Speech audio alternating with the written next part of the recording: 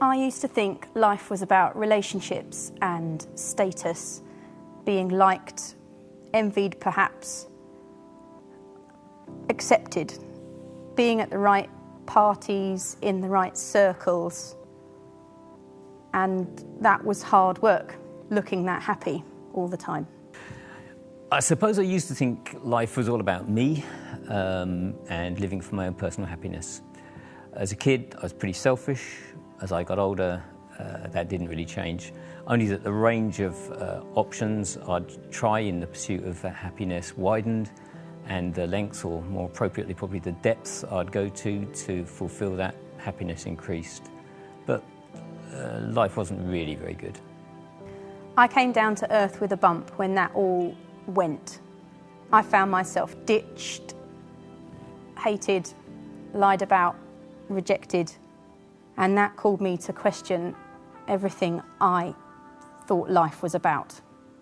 At that time, I desperately latched myself onto 3 lovely ladies and promptly upset them as I gave my religious and my atheistic views about life.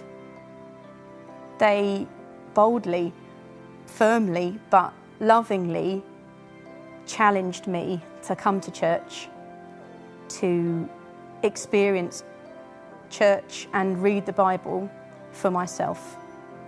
They called my bluff. They totally saw through my rhetoric.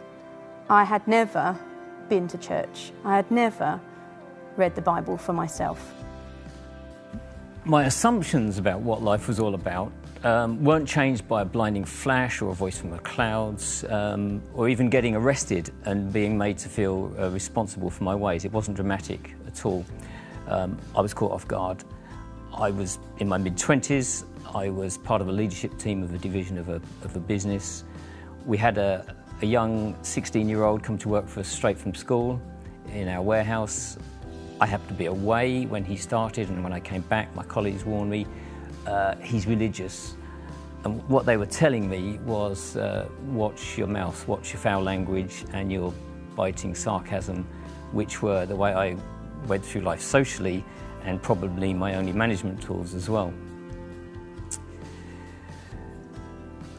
Jeremy wasn't religious in any conventional way that I'd seen before. He was a likeable chap, he was a good worker. He was infuriating when he wouldn't conform to some of the shortcuts which were common practice in business. He thought I was asking him to be dishonest.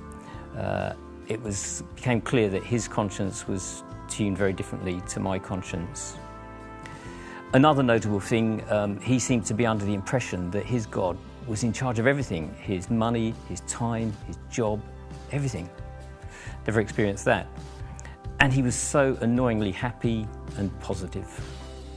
So I went to church, and what began as saving face and proving that I wasn't scared, proving that I wasn't ignorant of religious things, became a genuine rethinking of what I thought about life and where those thoughts were taking me. At church and in the Bible, I heard and saw what Jesus thinks life is about.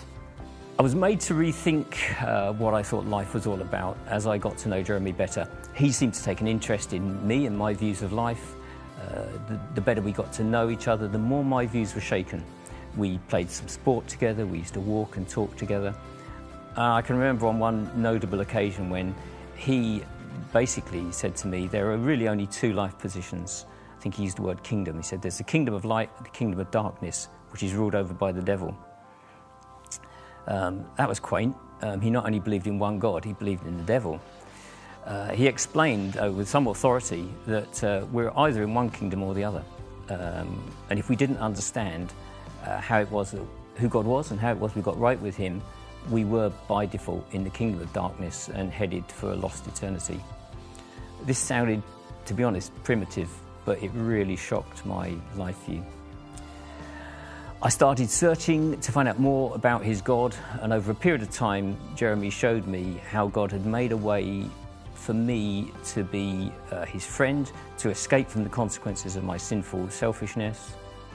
And that way was I needed to accept Jesus and what he'd done for me when he was put to death to pay the price for my sin.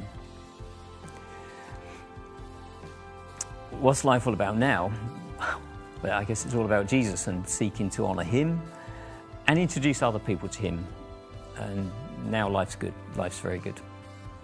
And now life is still about relationships and status. But that relationship is my relationship with God through Jesus.